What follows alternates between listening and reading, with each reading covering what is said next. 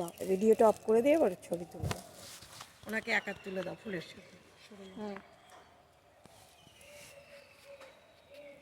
ওটা ভিডিওটা ইয়ে থাকবে তো, হুম। ডিলিট হয়ে যাবে না তো, ওটা সেইভাবে লক করবে, বাড়ি গিয়ে এইসব ফাংশনগুলো জানি না। আর আমাকে মোবাইল আমি ভাবলাম না, রাধে রাধে, এদিকে তাকাও, মোবাইলের দিকে তাকাও, একটু হাসি হাসি মুখ করে। লোক দেখে যাচ্ছে। হুম।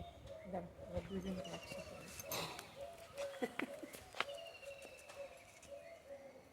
একটু হাসি হাসি মুখ করে হাসেন।